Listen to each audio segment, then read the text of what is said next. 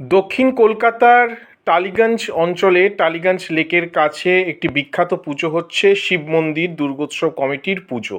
এবছর তাদের ভাবনা বিশ্বহরি, মা মনসা, বাংলার শিল্প সাহিত্য সংস্কৃতি, বাঙালির আধ্যাত্মিক চেতনায় বহু যুগ ধরে জড়িয়ে রয়েছে। সেই মা মনসার ভাবনা থেকেই বাঙালির শিল্প সংস্কৃতিতে কীভাবে জড়িয়ে রয়েছে মা মনসা, সেটাকেই মণ্ডপ শৈলীর মাধ্যমে, মণ্ডপ নির্মাণ মাধ্যমে উদ্যোক্তারা প্রস্ফুটিত করেছে।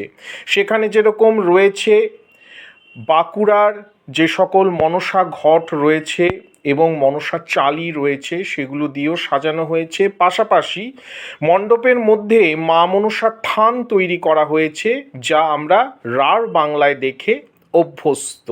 সেখানে ঘোড়া রয়েছে, সেখানে মা মনসার ঘট রয়েছে, একটা লৌকিক থানও তৈরি করা হয়েছে রাঢ় বঙ্গের সেই ভাবনা, যা মহানগরীর বুকে আমরা দেখতে পেলাম। পাশাপাশি মনসা ঘট এবং বিপুল পরিমাণে মনসার ঘট দিয়ে এটা সাজানো হয়েছে এবং ঘটগুলোর মধ্যে মা মনসার যে ভক্তি ভাবনা, সেই ভাবনাই কিন্তু উদ্যোক্তারা তুলে ধরেছে। গোটা মণ্ডপ চত্বর জুড়ে পটচিত্রের যে ছোঁয়া, যেই পটচিত্রের মধ্যে মনসা মঙ্গলের বিভিন্ন দিক, বিভিন্ন গল্প কাহিনী যেগুলো রয়েছে, সেগুলোও কিন্তু পটচিত্রের মধ্যে দিয়ে প্রস্ফুটিত করে তোলা হয়েছে।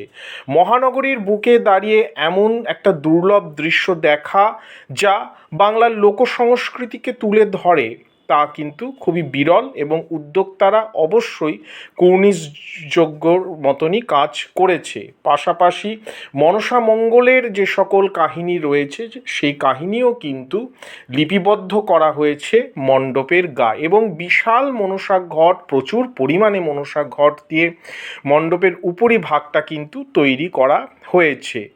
মনসার মধ্যে যে প্রজননের যে প্রতীকটি রয়েছে, সেটা কিন্তু গুরুত্ব সহকারে উদ্যোক্তারা প্রস্ফুটিত করেছেন এবং আপনারা দেখতেই পাচ্ছেন মাতৃ প্রতিমা নির্মাণেও লোকজ ছোঁয়া রয়েছে। এখন যেটি দেখতে পাচ্ছেন, এটি কিন্তু হচ্ছে মা মনসার থান। এগুলো রাঢ়বঙ্গে দেখতে পাওয়া যায়, সেটা কিন্তু এখানে ওনারা তৈরি করেছেন এবং সর্বশেষ সাক্ষাৎ মা মনসা দেখা দিলেন।